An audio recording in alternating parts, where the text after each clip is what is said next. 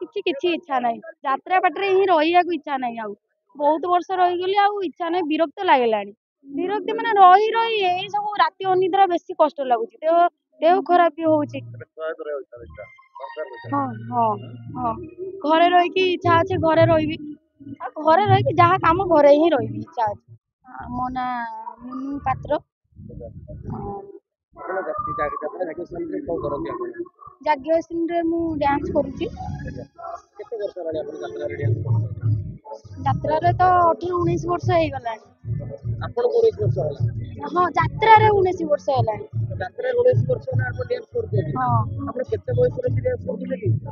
ମୁଁ 17-18 ବର୍ଷର ପଳେଇ ଆସିଥିଲି ଏଠି ଆଜି ଏଇ ବର୍ଷ ନୂଆ ଆଗରୁ ଆର ବର୍ଷ ଥିଲି ସ୍ୱପ୍ନ ମହଲରେ ତା ଆର ବର୍ଷ ଥିଲି ତା ଆର ବର୍ଷ 4 ବର୍ଷ ରହିଛି କଣ୍ଟିନ୍ୟୁ ତୁଳସୀରେ ଥିଲି ହଁ 19 ବର୍ଷ ହେଇଗଲାଣି 19 ବର୍ଷ ହେଇଗଲାଣି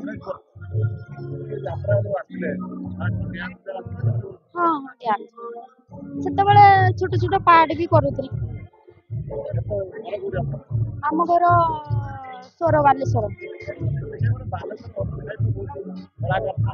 ହଁ ପ୍ରବଳ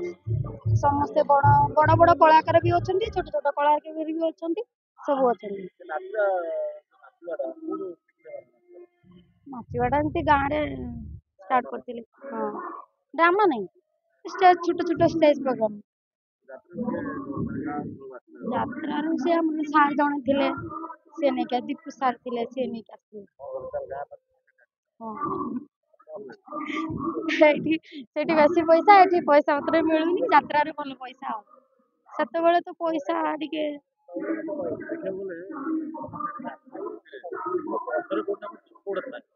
ହଁ ସେଇଟା ତ ସମସ୍ତଙ୍କୁ ଦେଖେଇ ହୁଏନି ସାମ୍ନାରେ ନାଚିଲା ବେଳେ ଦୁଃଖ କିଛି ଜଣା ପଡେନି ନାଚ ସରିଲା ପରେ ସବୁ ଦୁଃଖ ଜଣା ପଡେ ଆଉ ଘରେ ବାପା ମା ଆମର 5 ଭଉଣୀ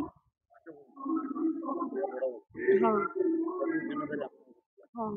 ମୋ ବାହାଘର ସରିଛି ମୋର ଗୋଟେ ପୁଅ ବି ମୋ ସ୍ୱାମୀ ଅଛନ୍ତି 3 ଭଉଣୀ ବାହା ହେଇଛି ଆଉ ଆହୁରି 2 ଜଣ ଅଛନ୍ତି ବୋଧେ ମୁଁ ପଞ୍ଚମରେ ପଢୁଥିଲି ଆସିଥିଲି ଭୁଲ କହିଦେଲି 17-18 ବର୍ଷ ନୁହେଁ ପଞ୍ଚମରେ ପାଠ ପଢୁଥିଲି ବହୁତ କମ ବୟସରୁ ଯାତ୍ରା କରି ଆସିଛି ହଁ ସେ ଛୋଟ ଛୋଟ ଡ୍ୟାନ୍ସ ଛୋଟ ପିଲା ଡ୍ୟାନ୍ସ କରୁଥିଲି ତାପରେ ଛୋଟ ପିଲା ପାର୍ଟ ବି କରୁଥିଲି ତାପରେ ଧୀରେ ଧୀରେ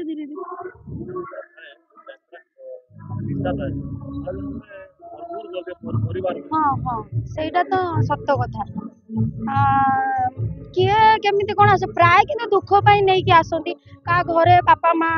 କି ଭାଇ ଭଉଣୀ ଥିବେ କି ରୋଜଗାର କାହାର ନଥିବ ସେଥିପାଇଁ ସମସ୍ତେ ଆସନ୍ତି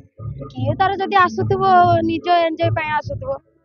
ବହୁତ କଳାକାର କିନ୍ତୁ ଅଛନ୍ତି ଯେ ଦୁଃଖ ନେଇକି ଆସନ୍ତି ପଇସା ପତ୍ର ପାଇଁ